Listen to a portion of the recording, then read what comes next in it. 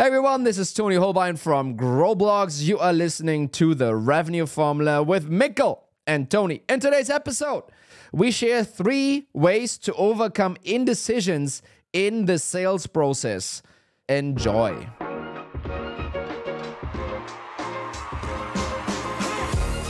So Mikkel, tell me about your weekend. I think I did burn the intro, but you know what I was thinking this morning, because I've gotten to the point now where, have you tried, you drive in the car with your kids and everyone is like buckled up, you can't move, you can't do anything, you can't help them, you're driving the car, and one of them is just screaming uncontrollably, and there's nothing, you can't do anything about it. Yep. You just sit keep there driving. and take it. Yeah. Keep driving. So you check shortly, briefly, like, is it strangling itself? Yeah. No. And you go like, are you okay? And still screaming, like, okay, no. I'll help you when we stop, I guess. No, it's like, so she threw a tantrum. She has the stall tactics. That's what she has. When we're gonna leave the house, she has stall tactics. Yeah. And it's like, oh, Dad, I forgot my doll. Oh, Dad, I don't want to have these socks on. Not I those need to go poo-poo. Yeah, and it's like, oh, yeah. Can I get a piece of bread with me? It's like all the time. And this morning was just like, you know what? I'm just going to carry you out to the car. Let's go. And it was like, she did not appreciate it. Such a good dad. But no, to be honest, this was not what I was asking about. When I ask you about your weekend, just put yourself back in the shoes of Saturday evening. Tell me a little bit more about that. Aha. So you watched no sports this weekend, or did you watch the game? 0 sports. And you know what? I thought about it. Should we talk about it in the intro? And I decided, you know what? No, because it's going to be aired when it's already done and Germany has been thrown out by another team. So it doesn't really matter. It doesn't really matter. And also I was like, do we want to now go and lose all the German listener base because you and I are going to have it out over this game, which you clearly don't care about? Funny story. I was, 9 p.m. past my bedtime. So we were basically kind of at 10 p.m. because the whole thing was postponed also because I heard like some weather. Yeah, thunderstorm. So we were basically sleeping. And as people know, I'm here in Copenhagen, I'm from Germany. And I was like in bed sleeping, and suddenly I heard like the whole city scream. Like, yeah, goal, someone scored. And I was like, oh fuck, did they really score a goal? So then I checked it, and then I saw like, yeah, the ball went into the net, but didn't count. Yeah. Oh, poo-poo. And then I didn't hear any screaming anymore for the rest of the evening, which told me when I woke up, I was like, yeah, that was probably in the bag. So if you didn't see what happened, first, Denmark scores to 1-0. And basically the VAR, so video assisted referee, determines it's offside by 1 centimeter. Yeah, well, and the Danish coach, that was pretty funny. He was like crying afterwards with a picture showing on. Can you see this picture? Can you see this picture? It's like 1 centimeter. VAR can only do 6 to 7. That's like the statistical margin of error. So it's impossible. And I was just sitting there and thinking, it's like, yeah, if VAR wasn't there, chances are it could also have been called offside anyway. And then we would have been in the same spot. Also, if it was the other way around, he would have not gone around with that. Yeah. You know. And then a minute after, VAR again, penalty to Germany. Yeah, it's like just the like, thing, you could just see the whole thing flip around. It's like, oh, yeah. I did talk to some Danish folks, though, that did like honest, good people. Not like me. Not like you. And they were like, yeah, this VAR thing was there, but... yeah, it doesn't matter. But Germany was the better team. Well, let's see. So this is where I'm talking about.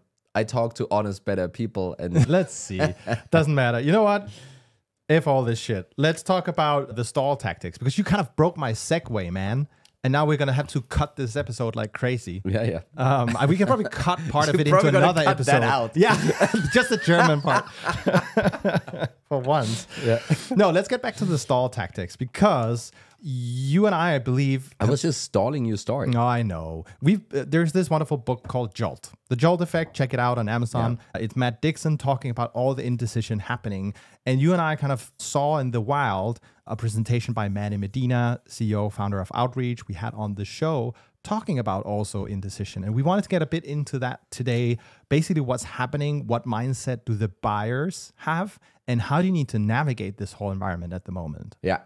So that's exactly it, right? Because if we kind of take it from the top here, I think we're seeing still conversion rates down. Yeah. We're seeing sales cycles pushing out.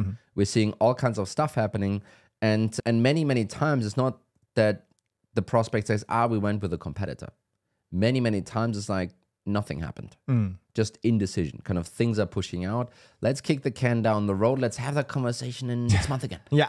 I really love it. Let's talk in December. It's like they slam the door shut and then open. It's like, yeah, but it's like, especially when you have a good relationship with the prospect, then that's kind of what you get.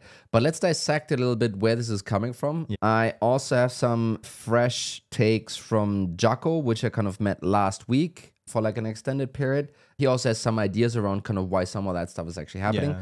But let's go and peel it. Yeah, so you went from a meetup in London straight to Berlin while my flight got canceled and I got stuck in London, and then you got to spend time with Jaakko. So no, that's not true. That's not true. Then I flew back to Copenhagen. And then I flew back to Berlin.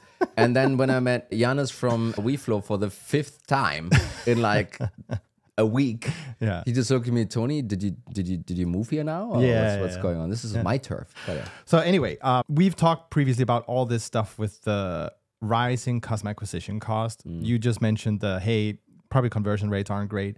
The other thing that's also happened is a lot of layoffs as well, right? I think a lot of folks, if you're at a Series B and beyond, chances are you've experienced some kind of layoff. I gotta say, I think this has been like it's going down. Yeah, it's going down a lot. So I haven't seen anything big anymore. I think people have been realizing that this is what's going on. I think right now is the calm before the storm, where you don't call it a layoff, where you just call it a bankruptcy. Yeah, like that's literally what. And I think we will not see it a lot, because this is just the kind of message that doesn't get spread a lot. Yeah. But I think there will be like a support emoji. Yeah. But I think there will be a lot of teams simply going out of business in the next 6 months, basically. Yeah, but it's also, and I think then you don't call it a layoff anymore. But you know what? That ties into the other thing, which is there are just still fewer rounds happening. I mean, it's probably also picked up a little bit. But it's not like IPOs are waiting in line to get out the door. It's not like you hear about the Series A's and B, C, D, like just all the time. So there's quite a lot of stats around this right now. So C to Series A, kind of that jump used to be 30 to 40% after 2 years, kind of that basically kind of succeed with that jump. Right now it's down to 12%, 1 and 2. And then we have the average IPO ARR. You know, you could IPO in the wild days with 100 million in AR, like roughly. Yeah. Now it's up to on average 350 million AR. Yeah. And then you have all of those $350 million companies in AR, which is Outreach is probably one of them, by the way, that probably see massive churn and suddenly the IPO is out of reach. So what are they gonna do, right? Yeah. So maybe different talk track for different episode, but I think all of that stuff, you know, while you don't see the layoffs anymore, I think all of that stuff is still ongoing. And we just recently saw Reveal and Crossbeam merge. So I think Crossbeam bought Reveal basically. And would Reveal buy a tool kind of just before they're being kind of acquired somewhere? Kind of is Crossbeam buying a tool now because they just kind of did this thing? So there will be a lot of these things out there that kind of also add uncertainty, fear, and doubt on the buyer side, right? Kind of they know something is happening. And maybe then maybe they themselves don't know. And then they go to the CFO and it's like, hey, can I buy this tool? And then the CFO looks at them and is like, I can't tell you why, but no. Yeah. Dude, really? Yeah. No, but I think that's the other thing that then happens. If you think about the C-level, they're squeezed by all this stuff on ability to extend runway and you also have to realize it's also pretty painful for that team to go through layoffs, for that team to see it being hard to raise cash, for that team seeing the growth suffer. And so what can they do? They can hammer that we need to be efficient. We need to really be conscious of cost and spend. And that just trickles down to everyone in the organization, right? So right now, so far, we have a software buyer who just got through layoffs like 6 months ago, not seen any rounds being raised, might also have an idea that some companies, they're probably going to die. Yeah. Maybe not as many recruiters reaching out anymore. Yeah. You need to be efficient and getting a lot of no's for buying software. It's get harder and harder. And then at the end of the day, if they are going to recommend buying software, they also have to be confident that it's going to work out. Yes. Right. And I think at least in the heyday of SaaS, a lot of us were selling ahead of capabilities as well. So a lot have been kind of burned by software who couldn't deliver on the promise. And then I think there's also another fact that happened, even the heydays, PLG came around. True, yeah. And you could say there's the idea that I'm kind of talking about now, kind of that was there before, but basically try before you buy, right? And super easy opt-out periods, meaning while you're on a monthly cycle, You can just stop paying next month, Yeah. right? Kind of, it made all of these things, at least in the buyer's mind, gave them the opportunity to buy stuff without needing to go through all of those risky steps, right? And you know what? I just want to pinpoint just with an example how that shift, how fundamental it can be. So speaking of the football game, I had to buy a license to a TV station to watch it. And I could choose with and without ads. And I was like, you know what? I'll take it with ads because they're not going to stop the game to show me ads. And I just want it for the game at the end of the day, right? Then my wife goes yesterday, so I heard we have a subscription for this now. Can we watch this show? I was like, sure. TV2. Yes. And we start the show and basically ads for 5 minutes. And I look at her and it's like, oh, I forgot what that was like. I really don't like it. This is terrible. Should we do something else? And it's just, I think that mindset you have to realize, sure, trials were there before, but it's way more prevalent now. There are smaller tools being acquired all the time, where some of them, they're just, I mean, we're using a PM tool that's just been free pretty much forever for us so far. And it's brilliant. It works, right? So there is definitely that shift too. No, and then kind of ultimately, I think there's a buyer expectation thing that changed. And if you can't deliver against that, it's kind of tough luck for you. Yeah, right? We're going to get into this a little bit more. But then the other piece, which the JOLT guy and Manny Medina and so forth kind of been talking about, is kind of the shift from FOMO to FOMO. What does that mean? Yeah. Fear of missing out, that's pretty straightforward. Kind of this is what we had previously, very much associated with VCs trying to deploy rounds. It's like, oh, I didn't get in, so I'm fearful of missing out on this opportunity. But he had some signs of that also in, well, if you don't buy this tool, maybe you'll be left behind, right? And this is now switched to fear of messing up or fucking up, fear of fucking up. And this really kind of is about, well, maybe I do wait. Yeah. Maybe I skip. Maybe it suddenly became safer to sit something out than it used to previously. Yeah, right? Kind of sitting out was the negative. Now sitting out is probably the safe bet, basically, right? And I think it's also like you have to realize that a lot of research has proven that we experience the emotions of losses way more severely than those of gains, right? So there's a lot at play here. So we basically painted a picture of a lot of SaaS buyers who are freaking out. And what are companies to do? How do we, where do we go from here? Yeah. So let's kind of talk about some of the things you can do, right? And we're going to try and put it into contrast of what people have been doing previously and how that now kind of fares, right? So the first piece is try and figure out if you can start small.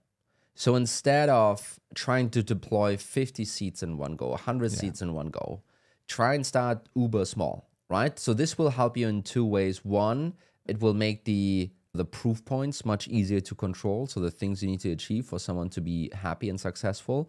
And it will give you obviously the opportunity then to upsell later on, right? But also if this thing fails, it's not going to be a 100K churn you have your hand. It's going to be a 10K churn you have in your hand, right? Kind of, it's like it goes very much against how we have used to operate, honestly, right? We want to have the 100K now and then let's see what happens. It goes very much the other way. And I think for teams that are 10, 20 million plus, I think this will be extremely difficult to try and implement this with their sales team. Yeah. Like extremely difficult. Yeah. Right? There could be, what about the commissions and blah, blah, blah. So exactly, right? Yeah. And this is, I recently heard a fun term by someone that people are still gagging around. So growth at all costs, but on a budget. Right, so basically, they're still kind of doing the same thing that they used to 4 years ago, but they can't completely ridiculously burn money anymore. But the tactics are still the same, right? And what we've been talking about so much, like gag versus pack and whatever, all of that stuff, ultimately being a bit more responsible and smart with your money, building a good business, basically. That also requires a change in behavior, right? And this here would be a change in behavior. Yeah, kind of trying to get your sales rep to, if someone says, hey, I really want to start small, I want to start with 10 seats, not trying to put an offer in front of them that 50 seats, but heavily discounted and so forth, right? I think it's also, you have to realize that there will still be some buyers out there that have some level of discretionary budget they can use without needing to go through approval. And if you can kind of get almost, I would say, into that threshold, you have the benefit of not having to deal potentially with a CFO or someone else who's just going to pull the plug in the background. So there is some upsides, definitely things to navigate in terms of how you want to do it. And I think you have to assess what makes sense to your business. Yeah, and again, see it from the buyer's perspective. Do you think you can get them to commit to a project that is 10, whatever, metric, 10 people versus 100 people? Do you think this is going to help them overcome their fear of messing up? Yeah. Right? Do you think that the last 5 times that they bought something, which maybe was a PLG-driven motion, this is actually exactly how they did that? Yeah. You know, did they buy something, did they buy a Calendly and then roll it out to 100 people? Or did they just try it with a team of 5 for like a month or 2 and then kind of got the confidence like, hey, this is fucking great. Here's the business case. That's how we should go about it. Let's roll. I think there's also the other side of the coin, which is think about an account executive at Salesforce, right? They will have an incentive to add on Tableau, to add on Eloqua, to add on, name a million other pieces of softwares. So when you enter a buying cycle with someone, you're going to basically end up trying to push a lot of things to that prospective client. And they might actually get overwhelmed, especially in this environment. I still remember to this day when I was commuting and I had the iPod, 10,000 songs on there. I just couldn't figure out what to listen to. So they might also simply be overwhelmed. It's poor me. But they might also simply be overwhelmed in that process because they just see all the ka-ching, ka-ching, ka-ching that the AE adds on. So I think starting small has some errors for sure. And some people might say, well, but Tony, that will mean my ACV is going to get a kick and so forth, right? So how is my CAC payback going to work out? If my AC is going to go down, do I then need to change my emotions and yada, yada? And the answer is no. The answer is actually that instead of then taking your initial average contract value, you should take your average contract value over the next 2 years. That's how you should be thinking about it. And then if that still doesn't get you to the right spot, then then you might have a problem, but you might have a problem anyway. But basically kind of getting from your initial item that you sell over time. And that's why we're saying average, not the peak, because for the first half a year, you will simply get less money, period, as you then upsell, right? And again, right, so if you are able to upsell that stuff, and this is why this makes sense, kind of the upsell itself will be much less costly than the initial deal. So you kind of need to fold it into your CAC payback expectations. Yeah. So some folks, might rule this out altogether. What other options do we have kind of in the drawer? What other tools do we have to play with here? Yeah. So the next thing is, and this really goes, I think almost all of this goes for all the poor folks of us that don't have a PLG motion. Yeah, true. Right? So the next one is really try before you buy. Yeah. So, if you talk to anyone in the scale-up community that is mid-market and up or something like this, and you say like, hey, we're thinking about doing a free trial or a POC or kind of an opt-out period or something like this, they're just going to look at you and say, like, Tony, you can't do that. That's going to ruin your metrics. It's going to ruin the stats. They're just playing around. And we actually have been doing this once or twice ourselves now very successfully. Kind of our conversion rate from opt-out to full deal currently is 100%. And maybe you've done it more than once or twice, by the way. But basically kind of the idea is, especially if you're selling something completely new that is untested and so forth, and also young company in our case, I think this can remove a lot of fear and uncertainty down on the other side. Right? Kind of seeing, hey, this actually works. I understand how we're going to use this. I clearly see the value, etc. Right? This is not just in Figma. Well, there's all kinds of things, right? But I think the reason why POCs have an extremely bad reputation is if you do this under the premise of, okay, the deal basically fell apart twice already. And now I'm going to knock on the door and be like, hey, do you want to have an opt-out or a POC? Well, that deal has gone bad already. And then playing that card, it's a Hail Mary, basically. And then judging that tactic because you only deployed it with the poor sample set. Kind of all the people that already said no twice. And then saying, see, that tactic doesn't work. I think this is where a lot of that thinking is also coming from, right? But again, what does that mean? It does mean that your sales rep's behavior needs to change. Suddenly, the sales rep is not only signing the deal, throwing over the wall buy, but suddenly the sales process really extends until the POC or the opt-out or whatever it is over, right? And that might, in some cases, mean it extends another month. In some cases, might mean it extends 3 months. And how is your sales rep's behavior then changing based on that, right? Kind of how is he or she then engaging with that ongoing POC? How are they kind of coordinating with the CSM and so forth? Extremely, extremely difficult, actually. But there are some places where you can look and get some learnings from. So I recently talked to an old buddy of mine that used to work at Looker pre-Google acquisition. And this whole very technical BI space, also when you sell to technical users, they very often have a standard step in their process, in their sales process, which is called technical validation. Yeah. Does this shit work for us, right? And so he was with Looker, especially competing against Power BI, much cheaper against Tableau and so forth. All of them had like self-serve options where you can go and click around. Looker didn't have that. So what did they do? They actually leaned in pretty heavily and very early on realized that they actually need to kind of get this tool really in the hands of their users to experience the power of it and then kind of selling it from there. And we know from some different sources that they actually had from this technical validation to closed won, they basically had a 75% close rate. Yeah, right? yeah. And the great thing here was a great internal sales enablement artifact, right? The buyer could go around and show the other buyers in the room. It's like, hey, look, it's our data, it's our stuff. I built that, right? It totally proves my pain points. And then also great way to then super smoothly transition this then to the CS team. Yeah. Right? It's like super straightforward, right? Very smooth, right? But it does mean, and this was the case for Looker and probably for many of us as well, it's like, well, you probably then need to still deploy solution engineering energy from your side. Yeah. You need to onboard that team. And then, oh my God, what if they say no? Well, like, that's the risk that you take. But you know what? I think that's also, when you think about it, it takes a lot of risk off for the buyer, especially with a complex tool as BI, because they might think, well, do I have the competency to actually pull off this implementation? The episode before this, we basically spent the entire episode trashing BI with all the failures of implementation and all that stuff. So I kind of get it. I kind of get that part leaning in. Plus, they really understand the tool and the space. So they're kind of experts in the eye of the buyer.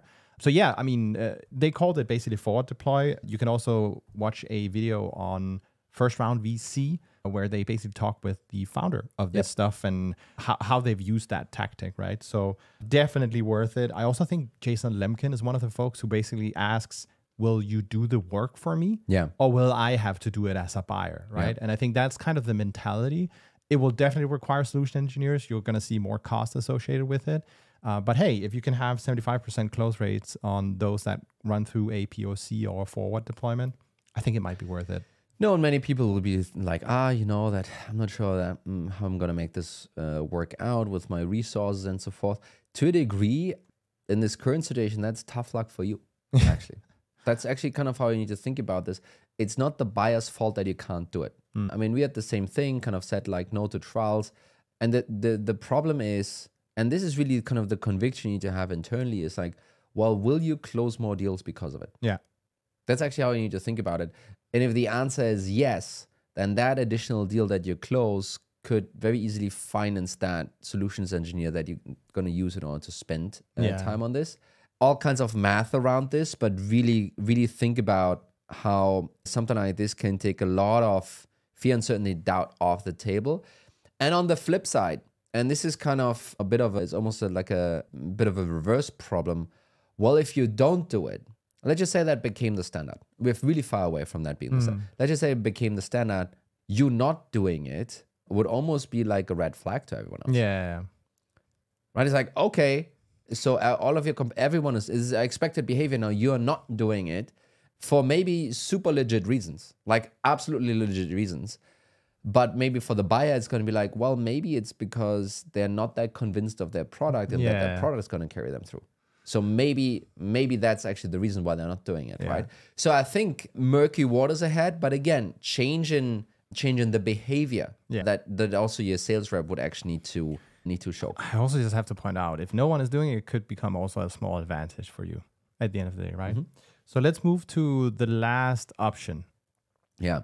So the last option is all about trust. Some of this is a little bit overlapping with one or two items that we kind of just mentioned earlier.